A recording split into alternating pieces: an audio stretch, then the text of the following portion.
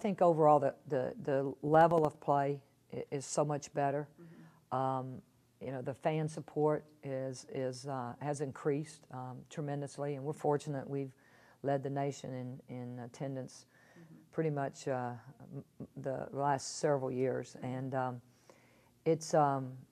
I think that when we started to attract a lot of crowds, and then certainly the quality of play being better than it's ever been and more competitive, then people want to watch it, and it's a neat thing. It's for me it's been very gratifying, but also very touching to just see how many people are embracing the women's game, and how many games are televised, and people are really taking an interest unlike what we've seen in the past.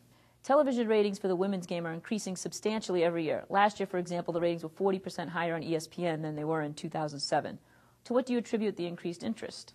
Television exposure has helped increase the interest, because people now can turn on the TV and see a women's game, and where in the past that wasn't there. But I think the television exposure, as well as the quality of play now and the competitiveness of teams.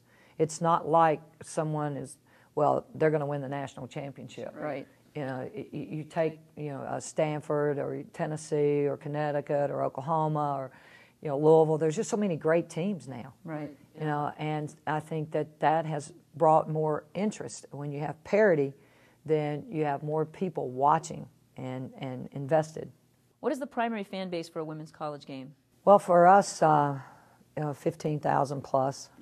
We've had sellouts here, and we have 22,000. Both male and female students? Oh, I think it's like when we have our student section there. It's a lot of guys, but a lot of women, and I mean, they're passionate. Yeah, it's a great atmosphere. It really is, and it's been real neat. I know that my husband and the dean of our law school, who's also male, both prefer watching women play over the men. Is this an anomaly, or are both men and women starting to prefer the women's version? If so, why do you think that is? That's interesting.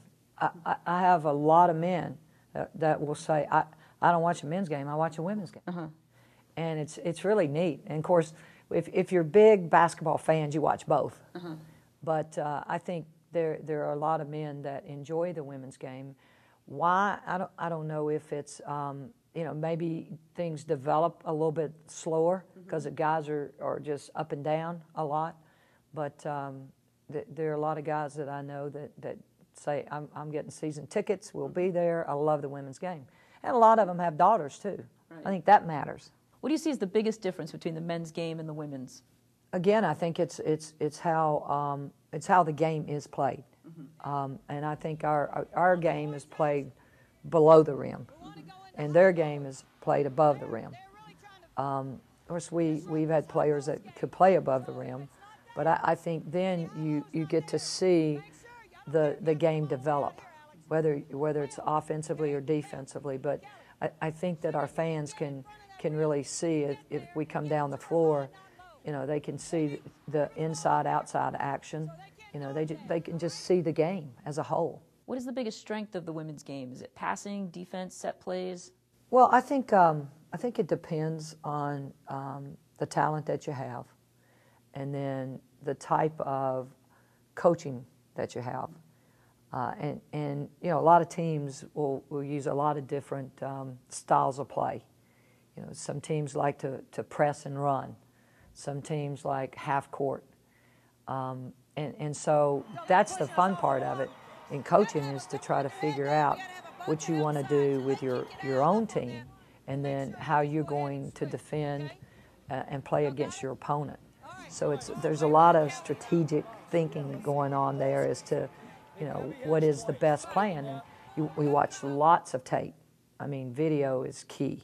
So in watching tape, we understand their tendencies, as well as our own tendencies, and maybe they're running something that we've never seen before, so then we implement that in practice to get ready to defend it in a game. So a lot of strategic planning going on. But I would assume that happens in the men's game too, right? Oh, yes. Yeah. But they're a little more up and down and, slam dunks. Yeah. And you and I are trying to reach the net. This excerpt is brought to you by the Massachusetts School of Law, the leader of reform in legal education and a leader in multimedia education for the public. To view the full interview and for a full listing of MSL's programs, log on to mslaw.edu.